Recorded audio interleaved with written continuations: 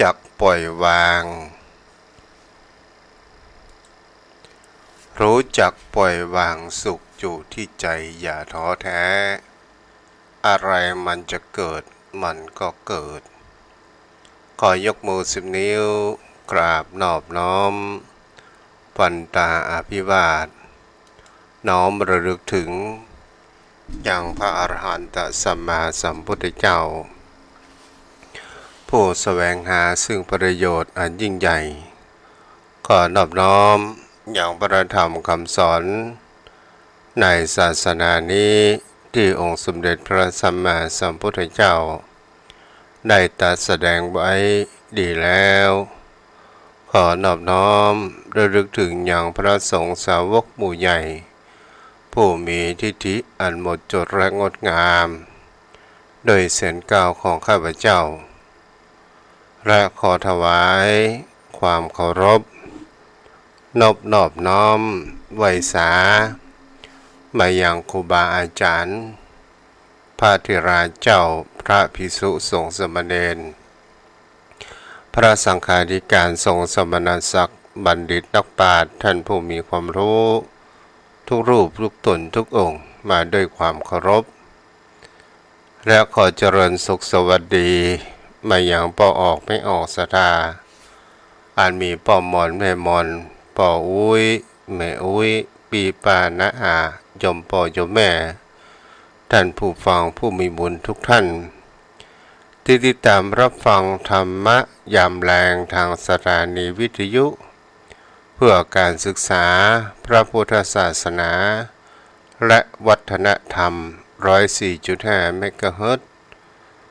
โดยการส่งลิงก์สัญญาณจากวัดทุ่งประเกตไปณสถานที่ตั้งสถานีวิทยุแห่งนี้คือวัดไฟหินตำบลสุเทพอำเภอเมืองจังหวัดเชียงใหม่ในความเมตตาธรรมของท่านอาจารย์พระครูสมุวิศวัตรวรกิจโจผู้มีความมุ่งมั่นในแห่งความเผยแผ่ได้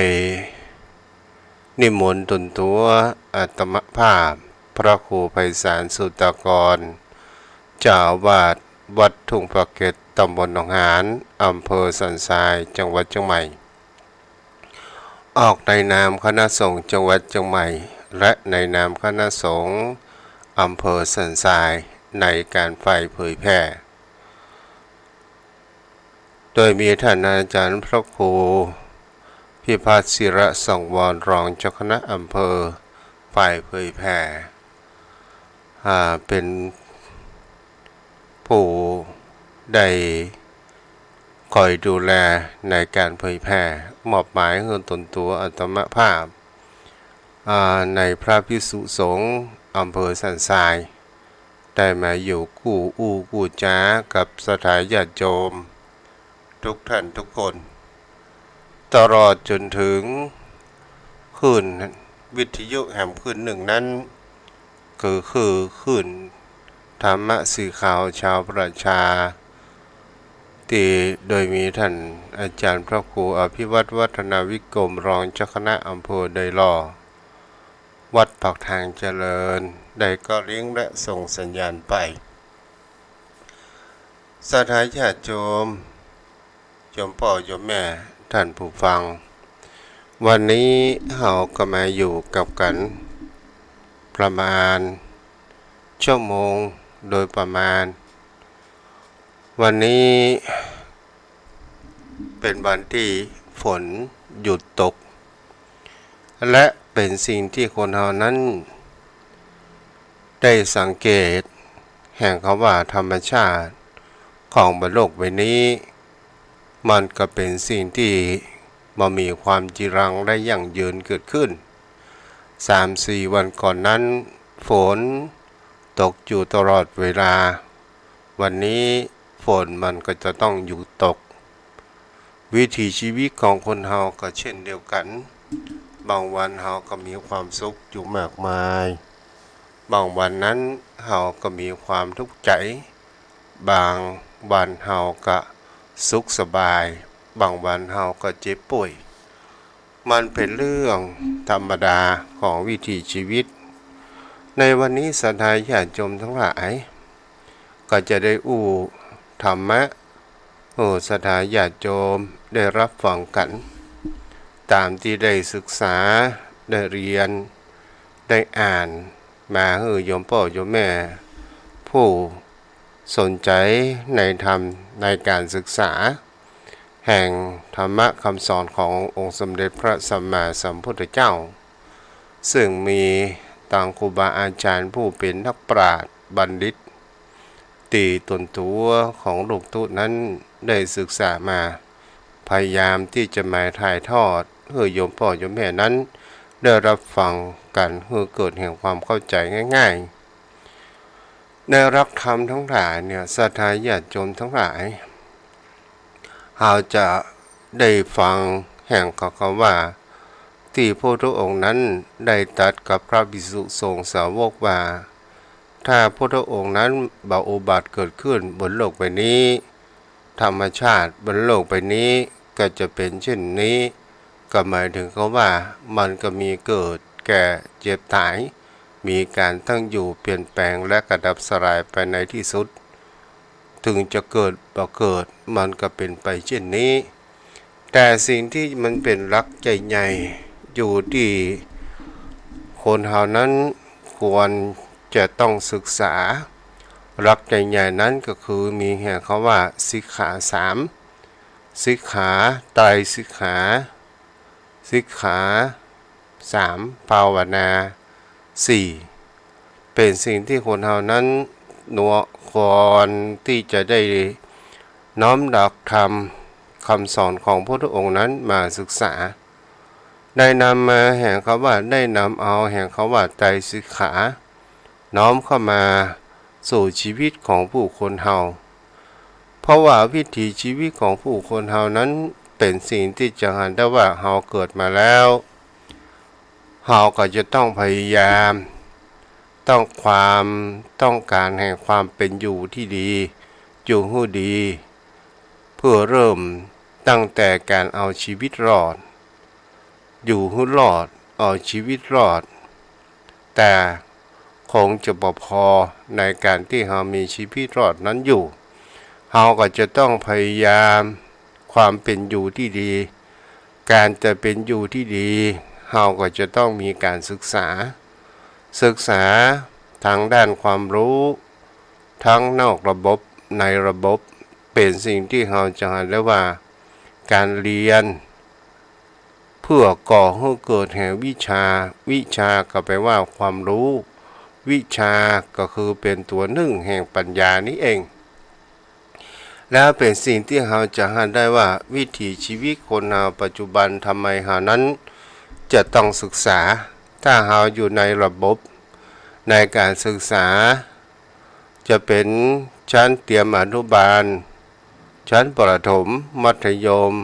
ตลอดจนถึงปริญญาตรีปริญญาเอกแต่การศึกษาของภายนอกในระบบนั้น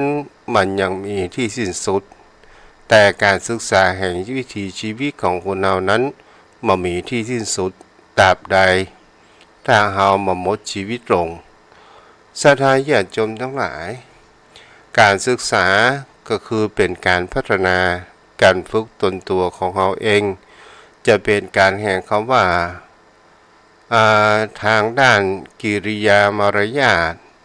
ตลอดจนถึงแห่งความประพฤติของคนตัวของคนเราเองเราก็จะต้องมีการฝึกหัดนั้นอยู่ตลอดเกิดขึ้นและเราจะเห็นได้ว่าครูคนแรกก็คือพ่อแม่แล้วเป็นสิ่งที่เราจะเห็นได้อันประกอบไปด้วยการศึกษาในสิ่งแวดล้อมต่างๆนานานั้นเกิดขึ้นทำไมคนเราต้องมีการศึกษาเล่าเพื่อที่เราจะเอานำมาแก้ไขปัญหาชีวิตของผู้คนเรานี้เองและเป็นสิ่งที่เราจะเห็นได้ว่าพระพุทธองค์อุบัติเกิดขึ้นครั้งเป็นเจ้าชายสิทธัตถะก็ต้องมีการศึกษาลองผิดลองถูกในการศึกษาแห่งวิธีแห่งความเป็นไปของชีวิตเพื่อในต้องการแห่งความ สุขอันเป็นนิรันดร์นั้นก็คือคำว่านิพพานเป็นสิ่งที่จะเห็นว่าสิ่งที่บนโลกใบนี้เนี่ยการเวียนว่ายตายเกิดพบแล้วพบเล่านี้ก็คือพอไปแล้วมันก็เป็นเรื่องธรรมชาติเป็นเรื่องธรรมดาคนเหล่านั้นเราจะเห็นได้ว่ามีความเปลี่ยนแปลงไปต่างๆนานาแม้กระทั่งเราหมดลมหายใจเราก็สมมุติว่าตายถามว่าอะไรอย่างตายก็คือร่างกายของเรานั้นตายหมดลมหายใจแต่จิตใจเรายังหมดเตื้อเพราะว่ามันยังมีกิเลสตัณหาที่มันยังมีแห่งเขาว่าเราก็จะต้องสั่งสมบุญกุศลมันก็มีทางสองทางเลือกต้องอันถ้าเราอยากจะไปสู่ในทางที่ดีเมื่อเรารีบขนขวายกระทำบุญสุนทานก็คือหมายถึงศึกษาในทางด้านที่ดีคบบัณฑิตก่อให้เกิดผลถ้าเรามีศีลมีธรรมเป็นคนที่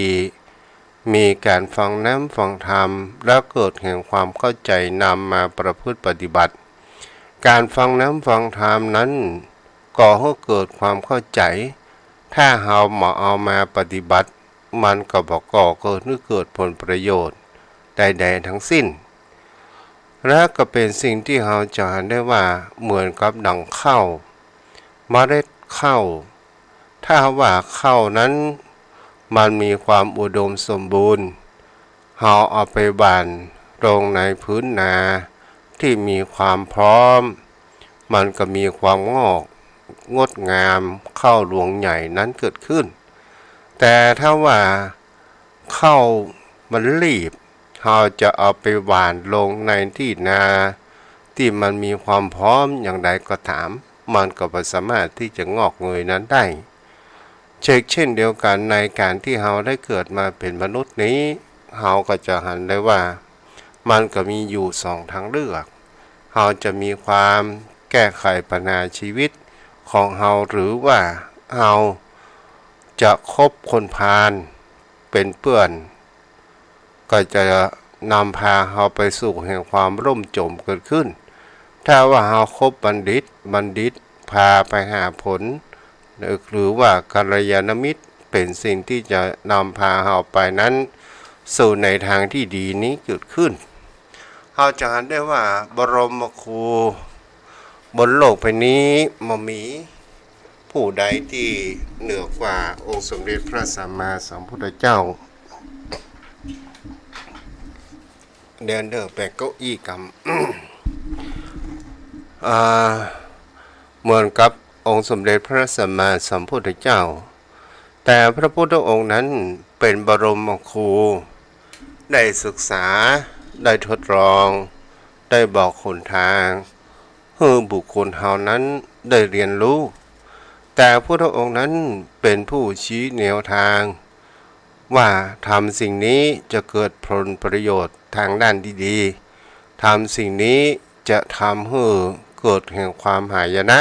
เกิดแห่งความร่มจมพระองค์นั้นก็ได้ตรัสบอกไว้ประการชนี้แต่วิถีชีวิตของคนเฮานั้นเฮาเป็นผู้กำหนดชะตาของเฮานี้เองมามีใครผู้ใดที่จะทำให้เฮานอกจากว่าเฮาตัวของเฮาเองและเราก็จะลองมาดูสังเกตและพิจารณากันไปได้ว่าร่างกายของเรานี้เป็นหุ่นเชิดของจิตใจถ้าเราดูไปแล้วเนี่ยก็เหมือนกับว่า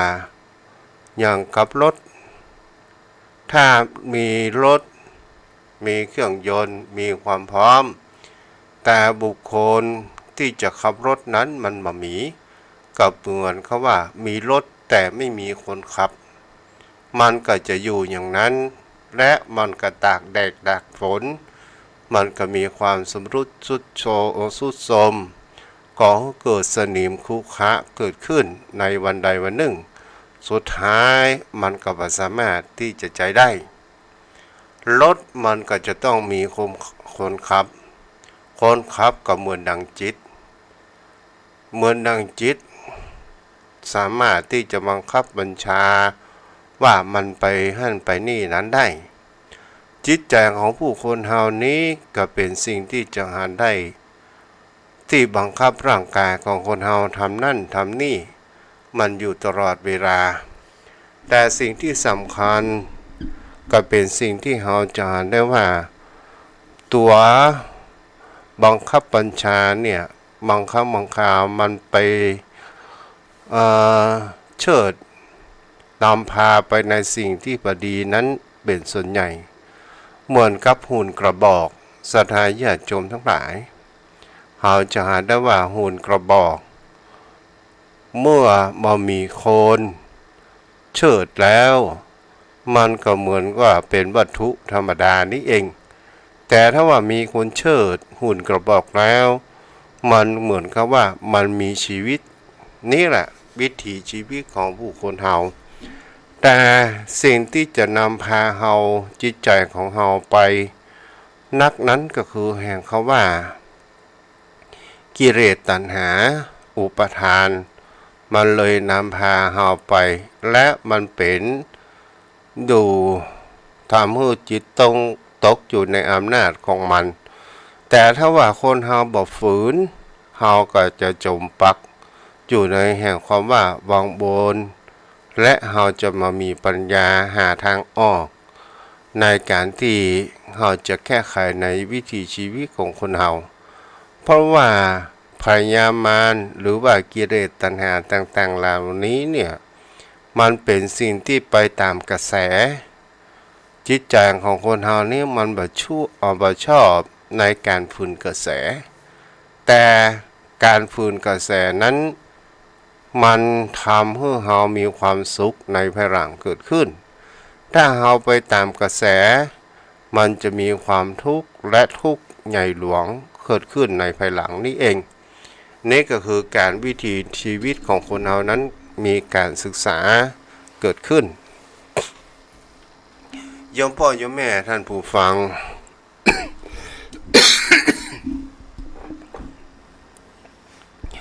จะหันแหมตัวหนึ่งว่าคนทุกคนนั้นต้องการความสุขต้องการให้จิตใจของเขานั้นมีความสุขแต่ความสุขมันก็บ่จีรังยั่งยืนความทุกข์ก็บ่จีรังยั่งยืนเกิดขึ้นแต่บุคคลเราอยากจะให้จิตใจของเรานั้นมีความสุขถ้าเราทำสิ่งเหล่านี้ได้เนี่ยจอมพ่อจอมแม่นั้นก็คือเรามีความสุขหนึ่งก็คือเว้นจากความโกรธความอาฆาตพยาบาทปองร้ายความอิจฉาริษยาอยู่ในตระกูลแห่งความโทสะนี่เองแน่ละเฮาก็เป็นสิ่งที่เฮาจะเห็นได้ว่าถ้าเฮาเว้นสิ่งเหล่านี้ได้จิตใจของเฮานั้นก็จะเป็นสุขเกิดขึ้นถ้าเฮาทำให้มันมีเบาลงไปมันก็มีความสุขเกิดขึ้นได้เป็นชั่วเป็นคราวอย่างนี้เฮาก็ลองดูสังเกตถ้าว่าคนเฮามันมีความโกรธมันมีความอาฆาตพยาบาทปองร้ายอิจฉาริษยาเหล่านี้เนี่ยมันก็จะทำให้จิตใจของเฮานั้นเป็นสุขต่อมาสลายญาติโยมทั้งหลายมาต่อมาก็คือถ้าเฮาบ่มีความโลภก็คือตัวตัณหาความทะยานอยากได้สิ่งนั้นสิ่งนี้มาเป็นของตัวเองด้วยความหลงไหลว่าทุกสิ่งทุกอย่างต้องเป็นของเฮาทั้งหมดจะเป็นทรัพย์สินมรดกต่างๆนานาความโลภมานะความถือตัวสิ่งเหล่านี้เนี่ยเป็นแห่งความโลภเป็นสิ่งที่ผู้คนเฮานั้นได้หันแล้วว่าบางครั้งบางคราวเนี่ยมันเป็นสิ่งที่ก่อให้เกิดแห่งอันตรายมาหาพี่มาหาน้องมาหาพ่อมาหาแม่ก็เพราะความโลภต่อมานั้นก็คือโมหะตัวแห่งความหลงความเชื่อในแห่งคำว่าเชื่อในทางที่ผิดก็คือมีตัวศรัทธาความหลงเมาวน มีความเชื่อหัวปักหัวปามเขาบอกว่าผิดเฮาก็หันว่าถูกแล้วเป็นตัวแห่งเขาว่าอาวิชชาที่มาปิดบังจิตใจของเฮานั้นมาให้หันแสงสว่างแห่งปัญญาเกิดขึ้นถ้าเฮาทำสิ่งเหล่านี้ได้เนี่ยเฮาเว้นสิ่งเหล่านี้ได้เนี่ยก็ถือว่าจิตใจของเฮานั้นก็เป็นสุขศรัทธาญาติโยมทั้งหลายแต่ผู้คนเฮานั้นอุ้งให้มันทำยากแต่มันก็ทำได้ก็เหมือนกับกรรมคนที่ได้อุบารู้ปล่อยวางอย่าท้อแท้ใจสุขที่ใจอะไรจะเกิดมันก็เกิดนี่ก็เป็นสิ่งที่ผู้คนเฮานั้นก็สามารถที่เราจะทำได้ความสุขมันก็เกิดขึ้นศรัทธาญาติโยมทั้งหลาย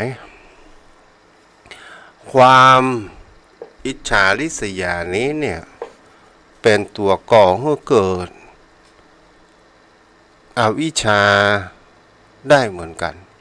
ความอาฆาตพยาบาทเนี่ยจะบาหารแห่งเขาว่าความเป็นพี่เป็นน้องเป็นสายเครือญาติเป็นพ่อเป็นแม่ต่างๆนานาเกิดขึ้นบางครั้งบางคราวก็มีตัวความโลภก็เช่นเดียวกันวันนี้ก็มีเรื่องเล่าให้โยมพ่อโยมแม่นั้นได้รับฟังกันสักเรื่องหนึ่งก็คือมีตระกูลของเศรษฐีมีตระกูลเศรษฐีนั้นตระกูลหนึ่งเป็นสิ่งที่เกิดขึ้นแถบในสุพรรณบุรีที่มีคลองน้ำศรัทธาญาติโยมทั้งหลายเศรษฐีนี้ก็ได้ลูกแฝดเกิดขึ้นซึ่งเป็นผู้หญิงทั้งสองคนลูกแฝดนั้นผู้คนเป็นปี่และก็มีเป็นแม่หญิงถึงสองและก็มีผู้เป็นปี่นั้นก็ได้ใส่ชื่อว่าสายทองคนตัวน้องนั้นมีความแปลกอยู่อย่างหนึ่งก็คือมีทางข้างแน่ทางข้างซ้ายนั้นมีป่านดำอยู่ก็ได้พ่อแม่ก็ใส่ชื่อว่าเนื้อทองศรัทธาญาติโยมทั้งหลายวันเวลาผ่านไปเราอ่อนสองคนนี้ก็มีการเจริญเติบโตใหญ่ขึ้นหันว่าสายทองนี้เป็นคนที่มีหน้าตาดีมีความผ่องใสเกิดขึ้นต่างๆนานาและก็เป็นสิ่งที่จะหันว่าพ่อแม่นั้นก็มีความเห่อในตัวลูกสาวผู้เป็นปี่นั้นมากใครก็หันแล้วก็ชื่นชอบในรูปสมพันธ์ทางภายนอกแต่ส่วนคนน้องเนี่ยถึงว่ามีปันหน้าอัปลักษณ์เล็กน้อยแต่เป็นคนที่ยอมรับชะตาในชีวิตของตัวเองว่าเกิดมาในชาตินี้เนี่ยที่เป็นอย่างนี้คงจะเป็นบุพกรรมในอดีตชาติในการที่บ่ได้รักษาศีลเกิดแห่งความพร้อมมีจิตใจเลยหันว่าบุญแล้วที่เขาได้เกิดมาจากนี้ก็ได้ตั้งจิตตั้งใจมีความปรารถนาอยากจะทำบุญกุศลศรัทธาญาติโยมทั้งหลายบังเอิญเศรษฐีนี้ก็มีคนงานอยู่บุคคลหนึ่งก็คือป้าสายไหมแล้วก็เป็นสิ่งที่จะหันว่าป้าสายไหมนี้เนี่ยหันคนน้องผู้เป็นเนื้อทองเนี่ยเป็นบุคคลที่มามีใครเอาอกเอาใจก็เลยมีความสนิทสนมกับเนื้อทองแล้วเนื้อทองนี้ก็เป็นบุคคลที่อยู่กับป้าสายไหมนี้หันในการทำอาหารการกินทำขนมและเกิดแห่งความสนใจเกิดขึ้นวันเวลาผ่านไปไวเหมือนโกหกศรัทธาญาติโยมทั้งหลายพอเวลาเป็นสาวแล้วเนี่ยเริ่มที่จะมีพ่อใจมาจีบทั้งมาจีบคนผู้ปี่ก่อนซึ่ง มีลูกศิษฐีแห่งตำบลหนึ่งชื่อว่ายงยุทธก็ได้มาติดพันแล้วก็ได้เกิดแห่งเขาว่าเกิดแห่งความชอบพอแล้วก็ไปปรึกษาเพื่อที่ว่าจะแต่งงานแต่เลิกของตัวเองนั้นหลวงพ่อบอกว่าเอาไว้ปีหน้าก่อนเนาะเอาไว้ปีหน้าก่อนยงยุทธนี้ก็ได้มาบอกกับสายทองว่าบัดเดี๋ยวนี้เลิกการแต่งนั้นปีหน้าแต่มั่นหมายกันไว้ก่อนในปีนี้ก็เลยเกิดเหตุการณ์มั่นกันไว้เกิดขึ้นแต่กติวบ้านไผ่บ้านมันศรัทธาญาติโยมทั้งหลายส่วนเนื้อทองนั้นเป็นน้องที่แน่อัปรักษ์แต่มีความขยันขนขวายในการที่ว่าทำมาหากินโดยการมีวัตถุประสงค์ว่าอยากจะมีทรัพย์สินเพื่อที่จะเอาไว้ทำบุญไว้ในพระพุทธศาสนาวัดที่ใกล้ๆบ้านของตัวเองศรัทธาญาติโยมทั้งหลายแล้วสายทองนี้เนื้อทองนี้ก็ได้นั่งขายขนมได้พายเรือไปขายขนมที่ตลาดบังเอิญเป็นสิ่งที่จะเห็นแล้วว่ารสฝีมือในการทำขนมก็เป็นรสที่มีความอร่อยเกิดขึ้นแล้วก็เกิดบ่าวผู้หนึ่งชื่อว่าบุญตันศรัทธาญาติโยมทั้งหลายและก็เป็นสิ่งที่จะเห็นว่าบุญตันนี้เป็นลูกของผู้ป่นเขาว่าพ่อค้าทองร้านทองเกิดขึ้นและก็เป็นสิ่งที่จะเห็นได้ว่าความที่รสขนมนั้นแล้วจะเห็นได้ว่าบุญตันนี้ก็เกิดแห่งความสิเนหากับเนื้อทองถึงว่าแน่จะเป็นปานอัปลักษณ์เล็กน้อยแต่ผิวพรรณทางด้านร่างกายนั้นก็มีความผ่องใสเร็วมือนั้นก็มีความงดงามแล้วก็เกิดแห่งความชอบพอเกิดขึ้นบุญตันนี้โดยการที่ว่าอยากจะได้เนื้อทองนี้มาเป็นเนื้อคู่ก็เลยบอกให้พ่อนั้นไปสู่ขอเมื่อพ่อหันแล้วว่ามีลูกบ่าวคนเดียวก็เลยตามใจศรัทธาญาติโยมทั้งหลายแล้วเจ้าของร้านทองนี้ก็ได้กินขนมรสฝีมืออร่อยที่ลูกบ่าวนั้นซื้อมาให้อยู่ตลอดแล้วก็ได้ไปสู่ขอไปบ้านเศรษฐีบังเอิญไปป้าสายทองผู้เป็นปี่ก่อนแล้วทีนี้กาหันสายทองยกมือไหว้แล้วก็ถามว่าคุณลุงมาทำไมศรัทธาญาติโยมทั้งหลายถ้าเป็นภาษาชาวบ้านเราไอ้น้องคนนี้ล่ะกะที่จะเอาแต่งงานว่าใจป้อแหมคนกะฮะก็นึกว่าคนนี้ที่ทำขนมมาใจสายทองก็บอกว่าน้องบอกเคยไปขายขนมไก่อย่างเด้อ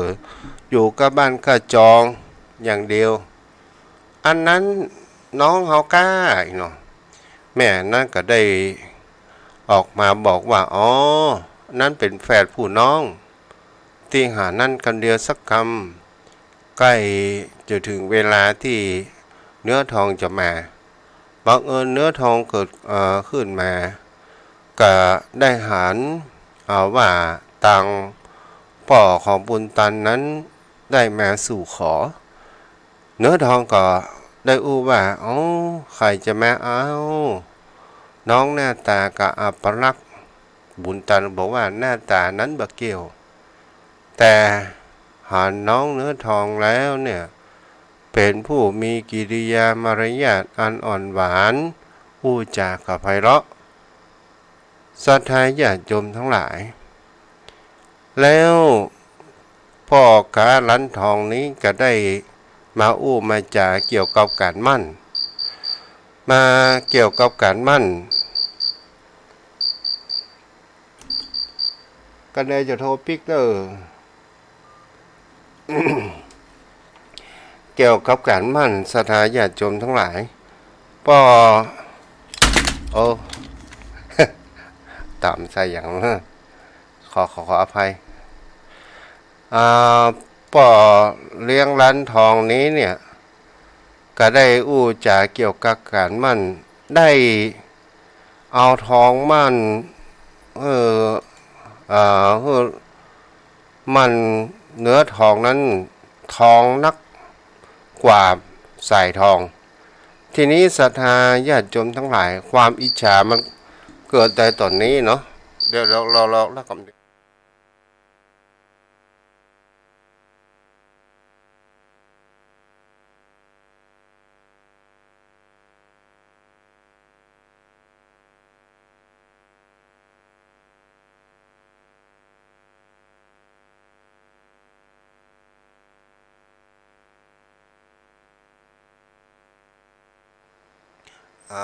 เราอ่อนโทรมาเนาะ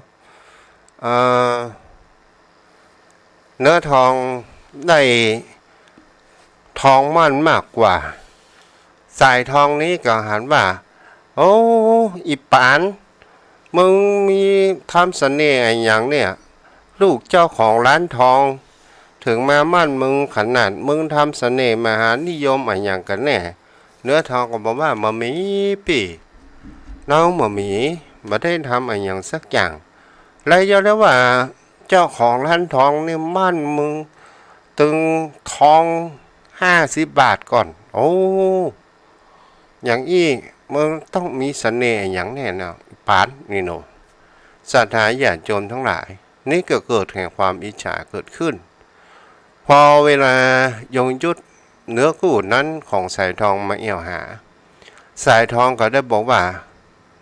ไอ้ยงยุทธฮักน้องก็โอ้ยงยุทธก็บอกว่าฮักน้องสายทองนักขนาดน้องจะทำอะไรอย่างไอ้ก็จะทำให้ได้น้องขออย่างได้ก่อขออย่างไอ้จะเสาะมาหาได้นอกจากเดือนกับดาวเท่านั้นโอ้สายทองก็บอกว่า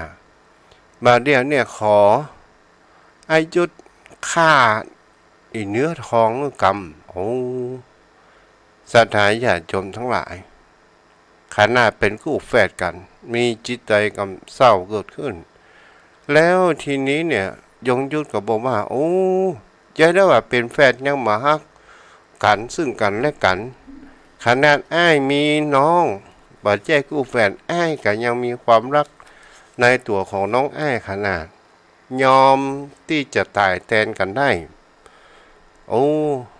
น้องไอ้ทำมาได้โอ้สายทองก็ตกอกตกใจฮะไอ้ทำมาได้กะแล้วนายยุทธนั้นก็บอกว่าโอ้สิ่งที่ไอ้มันน้องนั้นน่ะเป็นทรัพย์สินเงินทองเนี่ยไอ้ยกฮือแล้วไอ้ขอถอนมั่นเด้อไอ้ยกฮือไอ้ขอถอนมั่นแล้วไอ้จะไปแต่งละงานเพราะว่างามแต่หน้าแต่จิตใจดำกำเศร้าศรัทธาญาติโยมทั้งหลายวันเวลาผ่านไปสายทองนี้ก็มียังแผ่นในใจว่าโอ้ดีละบ่แต่งกับบ่แต่งหันไอ้บุญตันนะก็มีการหน้าตาที่เหล่าเอาการกันเกิดขึ้นมีหน้าตาดีเหมือนกับในแบบเหมือนกับพระเอกหนังศรัทธาญาติโยมทั้งหลายและก็เป็นสิ่งที่จะหันได้ว่าโอ้เริ่มมีแผนการสายทองก็พายเรือไปบังเอิญก็ไปที่ร้านทองและก็ไปสวัสดีพ่อของไอ้บุญตันโอ้หวัดดีเจ้าโอ้อีน้อยเมื่อไหร่ยังโอ้น้อยแม่หาเนื้อทองว่ามาแล้วจะปิกกับเนื้อทองบัดเดี๋ยวนี้ได้นั่งเรือรับจ้างมาแล้วก็เพื่อที่ว่ามาแอวตลาดขาปิกเนี่ยจะปิกกับเนื้อทองโอ้ศรัทธาญาติโยมทั้งหลายโอ้เนื้อทองกว่าจะกลับมานี่ก็โอ้ งจะใบคอยจะมาถึงกระดาษที่นี่โอ้ถ้าอย่างอันนี่ขอไอ้บุญตันไปส่งได้ก่อนไอ้บุญตันก็บอกว่าได้กะน้องไปจับแรงไอ้จะไปกินข้าวที่บ้านน้องพอดีก็ตึงหาน้องเนื้อทองเหมือนกันศรัทธาญาติโยมทั้งหลายก็ได้ลงเรือแล้วก็ได้เป็นเรือยนต์แล้วก็ได้นั่งเรือแต่บุญตอนนั้นก้อยขับเรือไปแบบช้าๆบังเอิญกับไปปะเนื้อทองเอาปะกันก็ดีละก็ได้ไปถึงที่ยังบ้านเนื้อทองกับบ้านสายทองบุญตานนี้ก็ไปขอกินข้าวศรัทธาญาติโยมทั้งหลายแล้วทีนี้เนี่ยสายทองก็เป็นกอขอคอเนาะกว้างของคอเนาะแล้วก็ได้หันได้ว่าพ่อแม่ก็มีความดีอกดีใจแล้วก็เลยบอกเธอกับเนื้อทองโอ้ไอ้บุญตานกินข้าวแล้วจะกล้ากลับละเนื้อทองไปส่งไอ้บุญตันลงเรือกำโดยพ่อแม่นั้นรู้ว่าสองคนนี้อยากจะอยู่เป็นเปิ้นเขาว่าเป็นส่วนตัวแล้วทีนี้บุญตันกับเนื้อทองก็ได้อยู่วันนั้นเป็นวันพระจันทร์เดือนเต็มมีความสดใสงดงามได้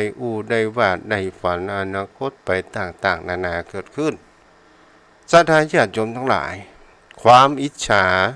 ความโลภของสายทองนี้ยังมีอยู่ในจิตในใจเกิดขึ้นก็เลยเกิดแห่งการอุบายครอบงำจิตใจตัวแห่งเขาว่าความอิจฉาริษยาเนี่ยความอาฆาตพยาบาทเข้าสิงจิตของสายทองผู้เป็นพี่เลยหันว่าเนื้อทองนั้นกำลังอาบน้ำก็เลยลงไปอาบน้ำที่ต้าตัวกันแล้วทีนี้ก็จวน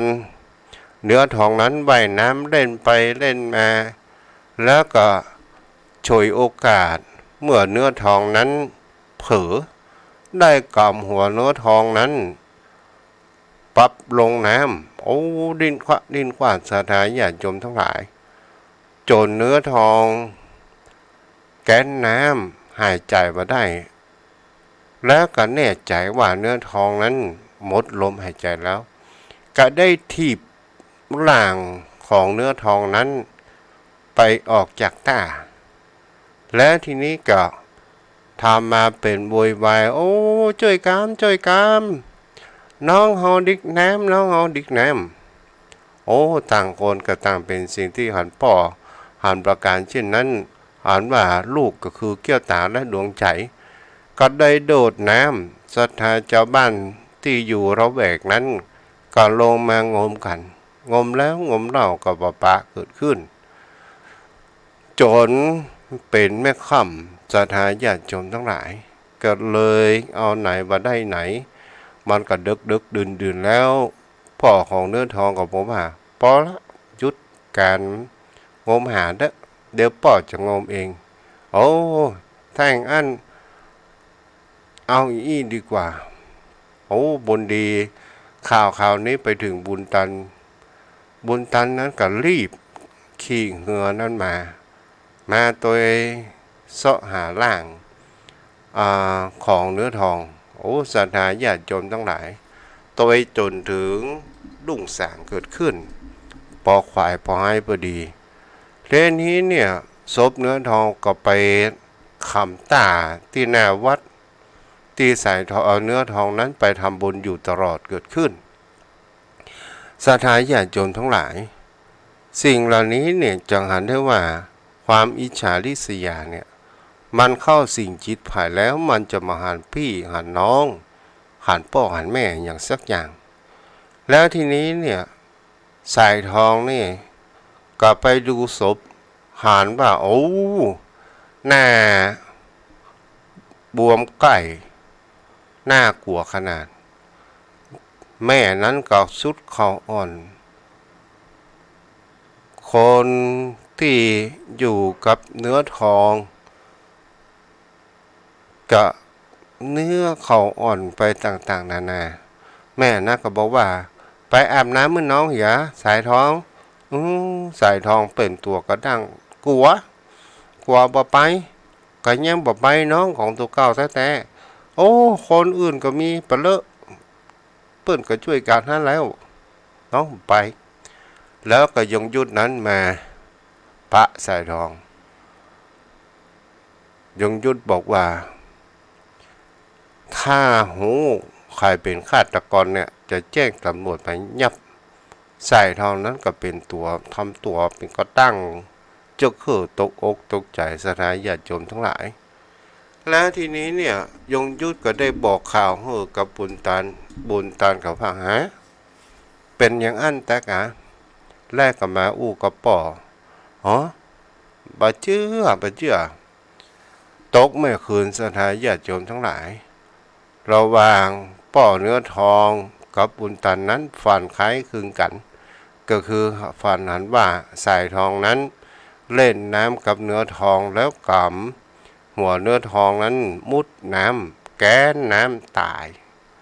สถานญาติโยมทั้งหลายตกเมื่อเจ้าบุญตันนั้นกลับมาบ้านมาจองอู้ความฝันกับป่อเนื้อทองโอ้ฝันเหมือนกันเลยลูกบ้าวเนาะฝันเหมือนกันเลยโอ้สถานญาติโยมทั้งหลายเมื่อเหตุการณ์ประการเช่นนี้เนี่ยสายทองหานประการเช่นนั้นกันนี้เริ่มเป็นสิ่งที่จะเป็นบ้าก็คือโดยการที่ว่าได้ฆ่าน้องของตัวเองแล้วผู้คนนั้นรู้กลัวโดนขอกติดตารางต่างๆนานาแล้วมีจิตสำนึกโอ้พี่ขอโทษไปแต่น้ำก็ไปหันพระบาทน้องเนื้อทองของตัวเองห้องบ้านพี่มาเล่นน้ำด้วยกันพี่มาเล่นน้ำด้วยกันโอ้เปิ้นห้องว่าผีอำแล้วโดดลงน้ำตอนสุดท้ายกระดิกน้ำตายไปในเรื่องนี้เป็นสิ่งที่จะหันได้ว่าความอิจฉาริษยาเนี่ยมันบังจิตบังใจบังหน้าบังตา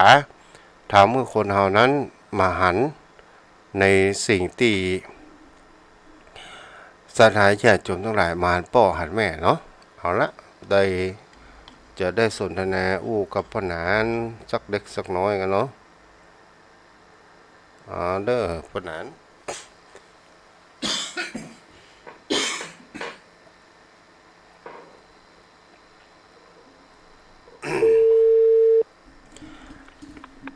เจริญพรพ่อหนานไม่สาครับพันเจ้าครับเจ้า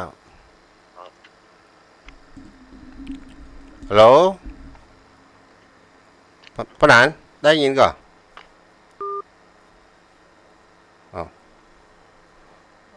เอาใหม่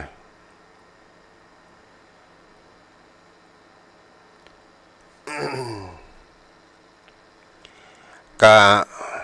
เวลาผ่านไปเนาะโอ้พ่อหนานโทรกลับกันเนี่ยพ่อหนานไปท่องโทรกลับเด้อตู้จะโทรไปเนาะ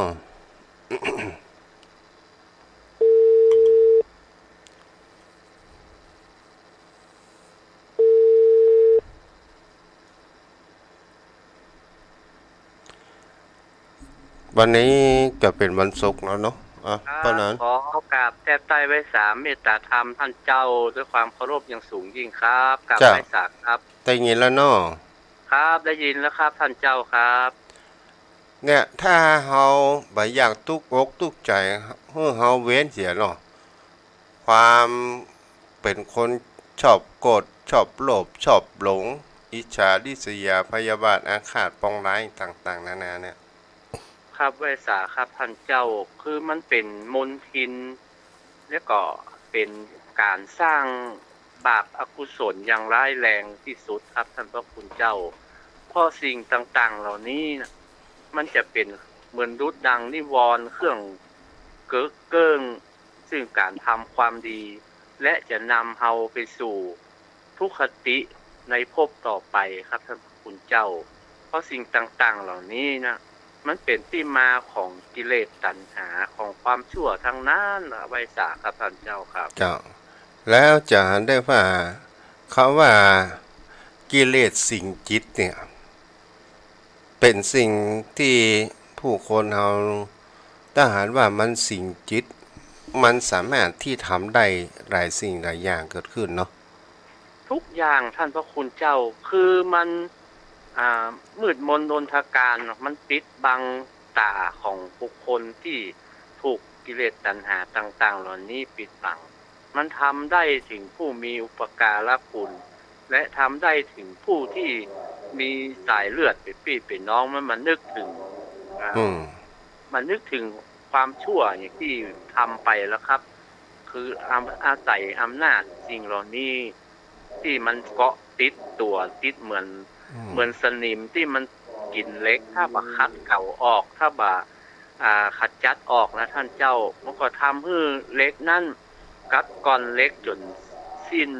ไปได้ครับเหมือนกิเลสตัณหาต่างๆถ้ามันติดตัวเฮาเพียงน้อยนิดถ้าเฮาบ่ขัดจัดออกเฮาบ่คัดเก่าออกนะท่านเจ้ามันจะกัดกินตัวเฮาไปจนบ่ได้หันความดีบ่ได้สร้างคุณงามความดีอย่างซักอย่างท่านเจ้าครับนั่นล่ะเพราะนั้นเพราะสิ่งต่างๆเหล่านี้มันเป็นปาปกรรมทั้งนั้นครับท่านคุณเจ้ามัน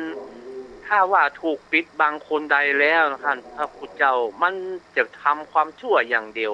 มันเหมือนนึกถึงบาปถึงบุญอย่างนะครับถ้าเกิดขึ้นกับบุคคลใดนะครับ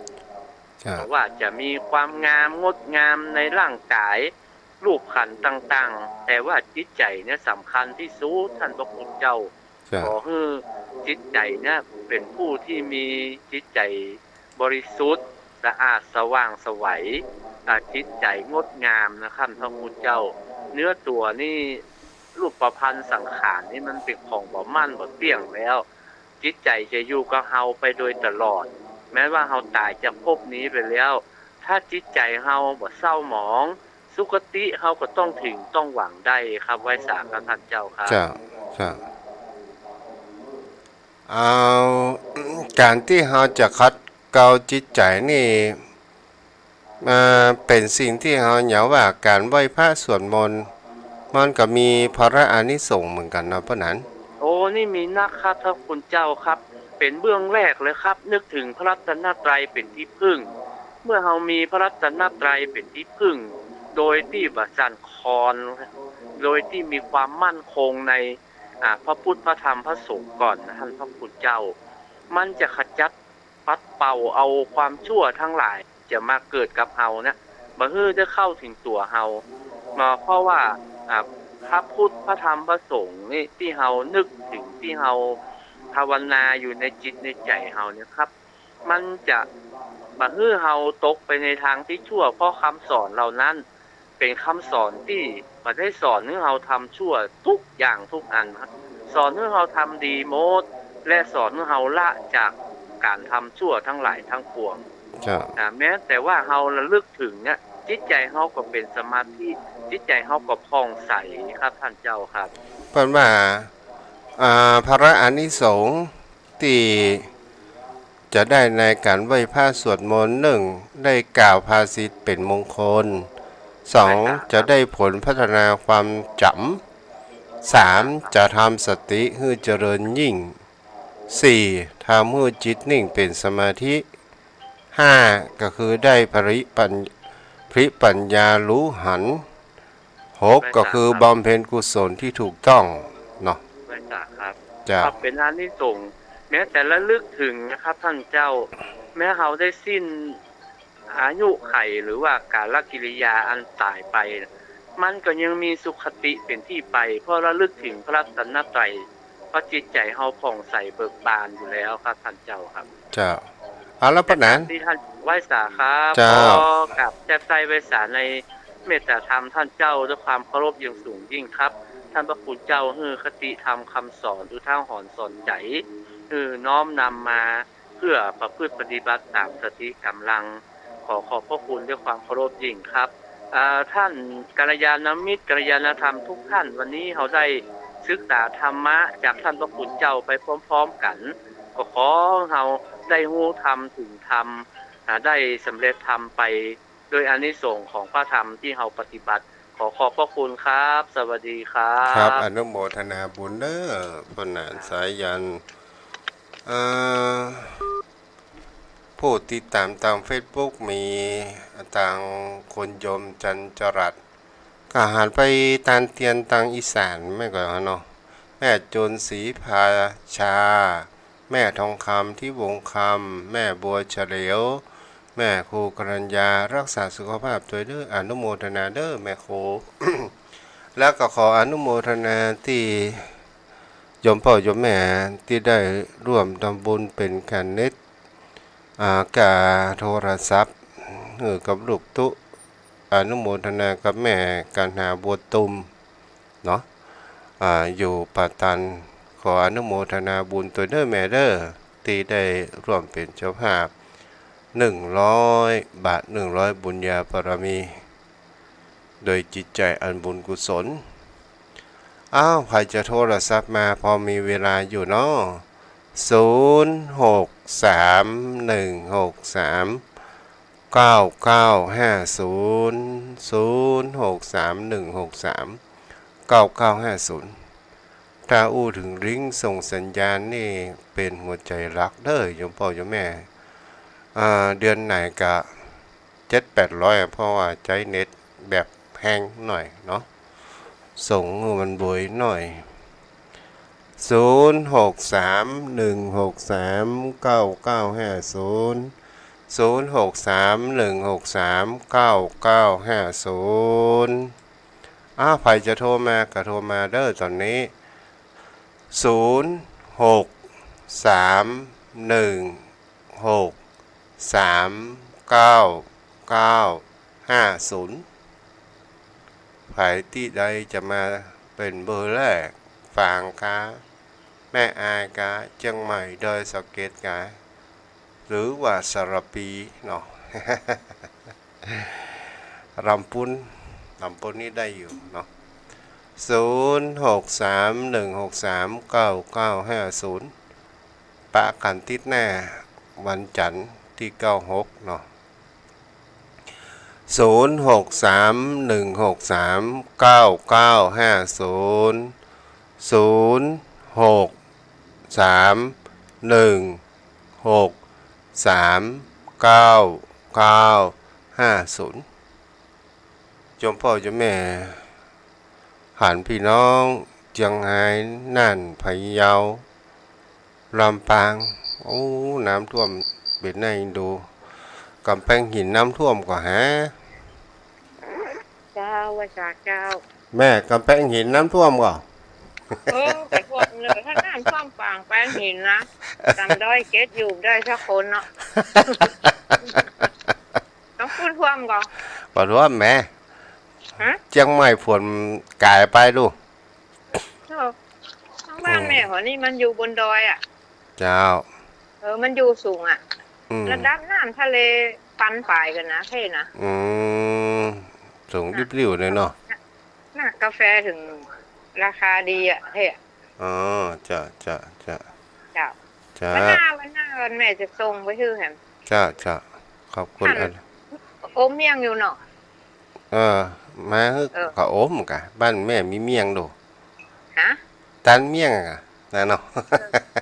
ถ้านี่มาถ้าได้น้ำปูมาก่อนแม่ส่งรวดกันท่านมดเลยจ้ามันต้องเป็นการลาเจือเนาะเจ้าบุญรักษาแม่เจ้าโทรเข้ามาได้เลย0631639950สีบัวบานน้ำท่วมก็สีบัวบานลำพูนเนาะลำพูนที่สูงด้วยเชียงใหม่กันนะ ก็ตึงเมื่อสมัยเป็น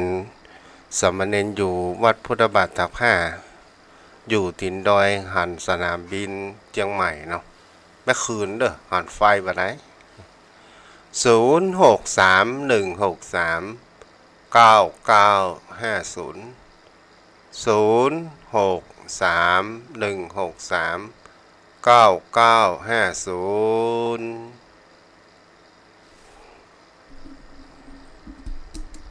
มันมีใครฟังแล้วก้า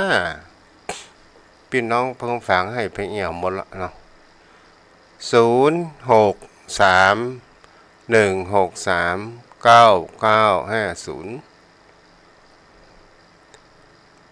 มันมีใครฟังจะลงแล้วเด้อแม่หนูเจริญพรแม่หนูจ้ากลับมาสักกันเจ้าค่ะพระอาจารย์เจ้าค่ะจ้าแม่บ้านพระอาจารย์เป็นไงบ้านพระอาจารย์เป็นไงบ้านพระอาจารย์ไม่เป็นไรไม่เป็นไรอ๋อ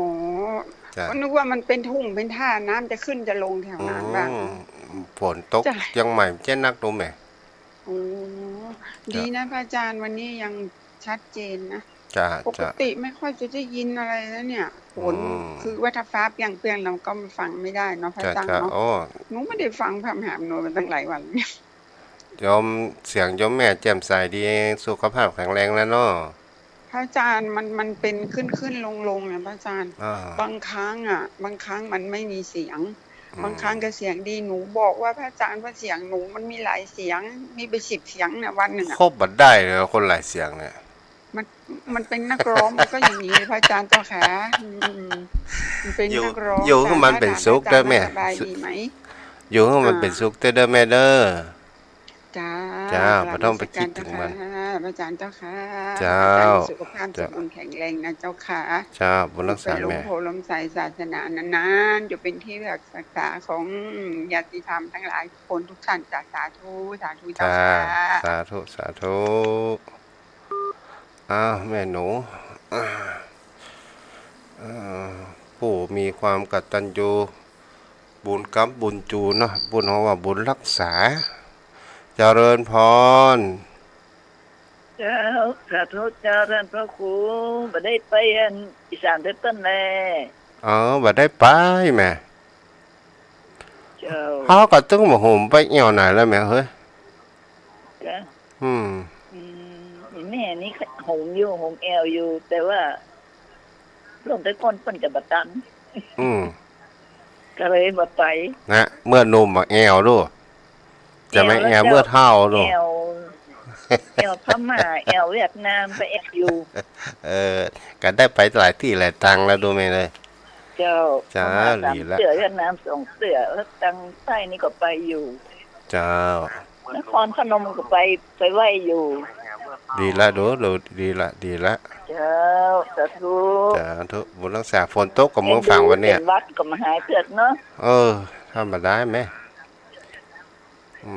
อยู่กับมันไปเนาะแม่วลีเกษมพันธ์0631639950เอาละหมดเวลาพอดีแล้วเด้อเอาไว้ปะกันในติดหน้าเด้อโยมพ่อโยมแม่ท่านผู้ฟังขอบุญกินบุญทานรักษาบุญกินบุญทานรักษาอยู่ดีมีสุขอายุวโนสุขังพลัง